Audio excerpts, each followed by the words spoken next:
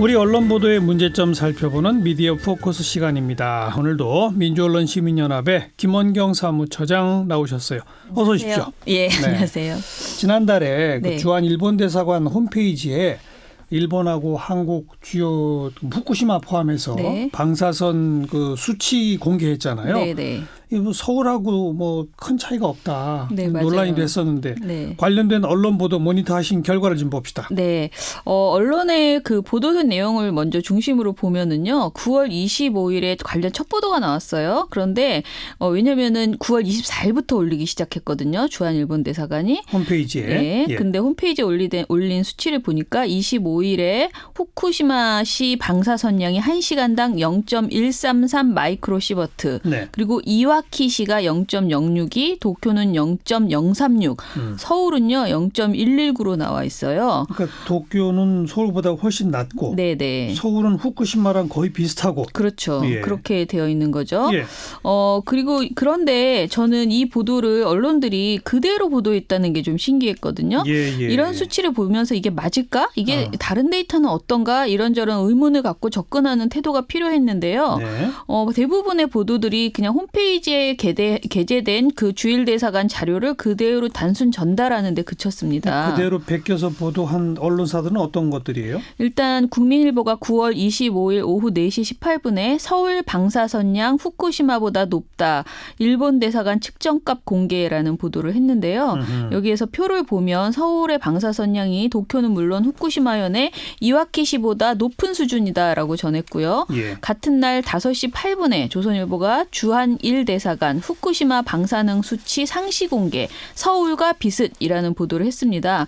이 보도에서는 일본 정부는 앞으로도 과학적 근거에 기초한 정확한 정보를 제공하고 투명성을 가지고 세심하게 설명해 나가겠다라고 한 주한 일본 대사관의 입장을 또 다른 반박 없이 그대로 실어줬습니다. 지금 이게 국민일보, 조선일보를 뭐 시간까지 오후 네. 뭐 5시 8분 이렇게 언급하신 건 네. 인터넷판에 올렸다는 얘기죠? 예, 인터넷판에 실제 올렸기 종이신문에도 때문이에요. 이대로 올라갔는지는 확인이 아직 안 됐습니다. 종이신문에는 보도하지 않았습니다. 그건 보도 안 네, 했지만 예. 인터넷판은 이렇게 똑같이 보도했다. 네. 예. 그리고 연합뉴스가 다음 날인 9월 26일 오전 7시 57분에 주한대사관 홈피에 후쿠시마 서울 방사선량 비교 공개라는 보도를 또 했어요. 예. 그리고 YTN도 9월 26일 오전 8시 31분에 주한대사관 홈페이지에 후쿠시마 서울 방사선량 비교 공개라는 보도를 했습니다. 예, 이 예. 모두가 다 그냥 받아쓰기식 보도였습니다. 그리고 조선일보는 9월 27일 새벽 3시 23분에 다시 또 보도를 하나 내놓는데요. 대사관이 서울 방사선량 매일 공개하자 일본 특위 후쿠시마 방사능 지도로 맞불이라는 내용으로 보도를 했어요. 여당 우리 네. 더불어민주당이 네, 여기 이 보도 안에 여당의 방사능 지도, 여당의 그 일본 특위가 한 방사능 지도 그리고 1대사관 이 두 개를 다 보도를 한 거죠. 네. 근데 이 보도는 9월 27일 조선일보 8면에 게재됐습니다. 종이신문에도. 네, 종이신문에 게재됐습니다. 네. 자, 어찌됐든 종이신문에 게재하지 않았지만 인터넷 보도로는 이 주일대사관의 데이터가 그대로 문제제기 없이 그대로 예. 올라가는 기사들이 나왔고 특히 저는 YTN이 예. 이 보도를 내놨다는 것까지 문제였다라고 생각을 했어요. YTN은 실제 방송에 이걸 했다는 거죠. 방송 보도는 아니었어요. 이것도 이것도 역시 단신이었어요. 인터넷판? 네, 인터넷판 보도였어요. 네. 그럼 팩트 체크한 곳들은 없어요?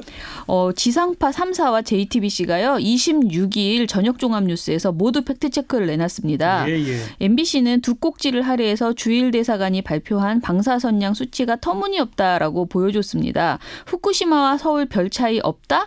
황당 홍보전이라는 보도와 콘크리트 덮인 곳만 측정, 교묘한 왜곡이라는 두 보도였는데요. 예. 전문가 의견을 인용해서 자기들한테 그러니까 일본에게 유리한 수치만을 골라서 공개하는 비과학적인 주장일 뿐 아니라 책임을 회피하기 위한 의도였다라고 꼬집었고요. 네. MBC는 직접 일본에서 방사능 수치를 측정했던 취재 화면을 활용해서 방사능 수치가 시간당 2.6 마이크로 시버트였다는 점을 확인했습니다. 예. 게다가 일본이 방사선량이 높은 지역의 수치는 빼고 수치가 낮은 도심 지역의 측정치만 공개했다라고 보도를 했습니다. MBC. 네, KBS도 뉴스 줌인 주한 1대사관 방사선량 공개 교묘한 왜곡이라는 보도에서요.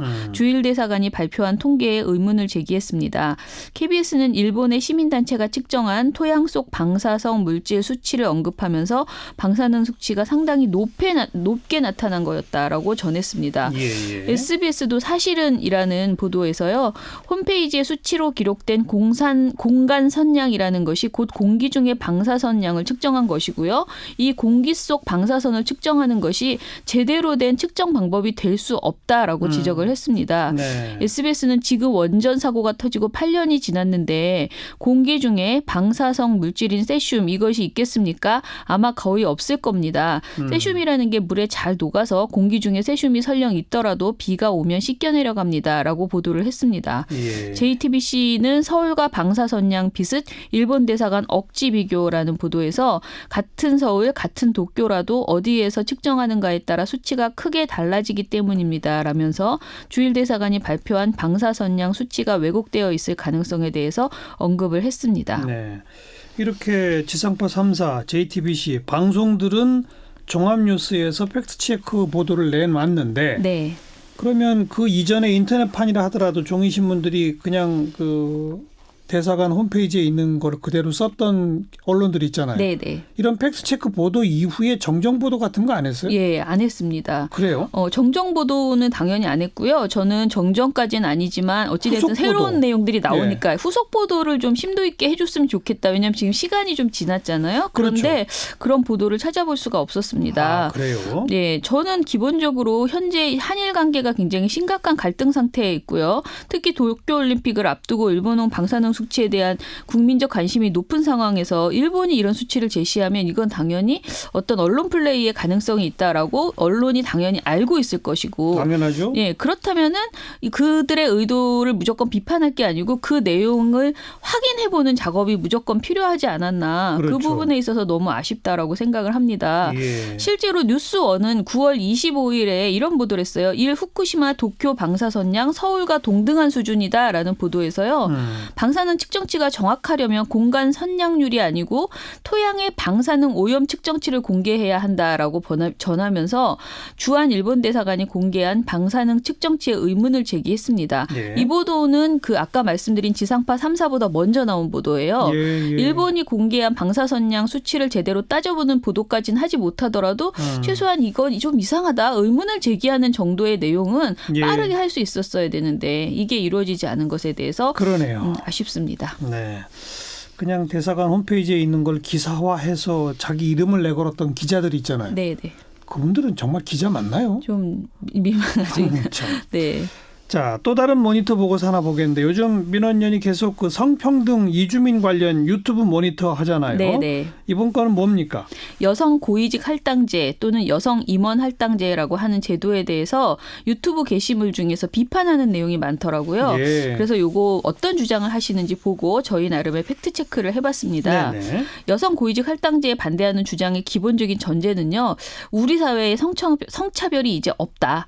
특히 기업의 인사제도나 조직 문화가 공정하고 성차별이 없다라고 전제하고 있습니다. 그러니까 여성들도 공정하게 경쟁해서 여성 할당제 같은 것 없이 높은 자리에 충분히 오를 수 있는데 왜 이런 제도를 하느냐라고 이제 지적하는 거죠. 예를 들면 한 유튜버는 어떠한 피해 의식이 있어서 그래요. 여성들은 잘하고 아무 문제도 없는데 운동장이 기울어 있다는 거죠. 전형적으로 사회를 탓하는 좌파 논리다라고 이렇게 비판했습니다.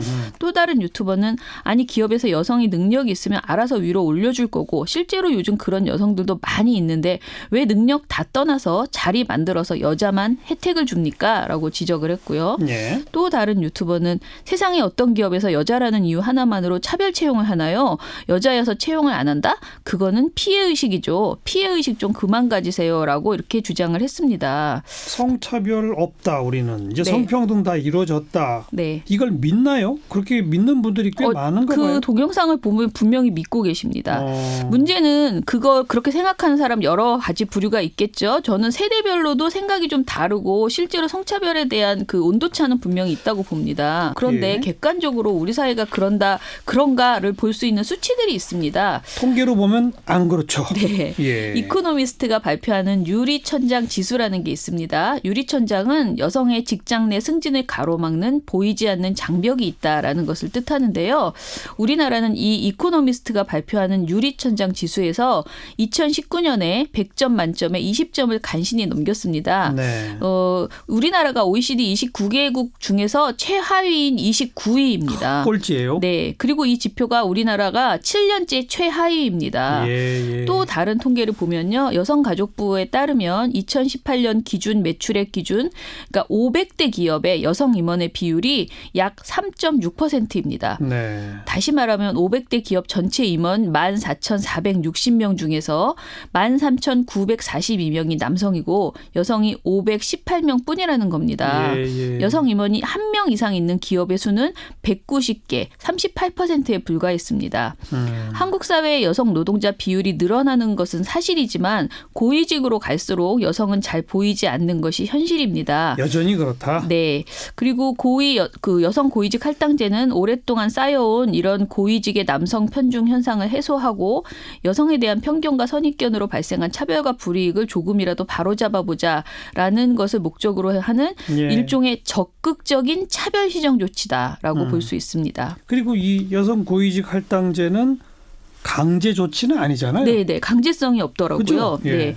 이게 여성가족부가 여성 임원 비율을 높이기 위해서 기업과 자율 협약 캠페인을 추진하고 있는 정도입니다.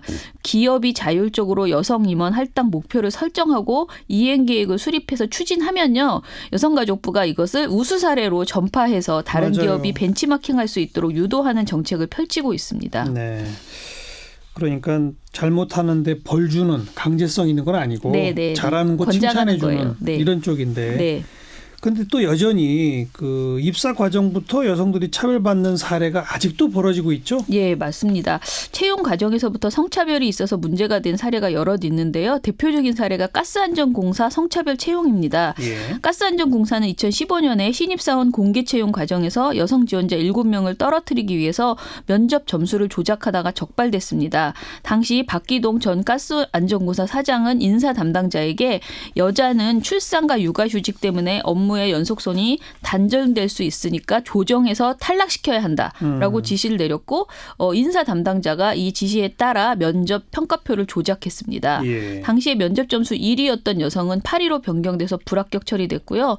대법원은 지난해 남녀 고용 평등법 위반 유죄를 확정했습니다. 네. 이 외에도 대한서탄공사나 KB국민은행 등이 채용에서 성을 이유로 배제, 불이익을 준 사례가 드러난 바 있습니다. 그러니까 여전히 채용부터 차별이 있더라. 네. 또 그리고 입사한 후에는 그렇죠. 입사한 후에도 어렵게 들어가도 남성 중심 문화 속에서 부당한 차별을 겪는 일이 있습니다. 예. 직장 내 문화를 남성 중심으로 운영하면서 여성을 동등한 동료로 보지 않거나 뭐 장식과 보조수단 등으로 여기거나 저는 이게 가장 많은 것 같은데 주요 업무에서 배제되는 경우들이 있습니다. 예. 여성은 관리직으로 적합하지 않다는 차별의식도 형성되고 있고요. 이미 고위직의 96.4%가 남성이다 보니 기본적으로 기업이 남성 중심으로 운영되고 있는 것도 사실입니다.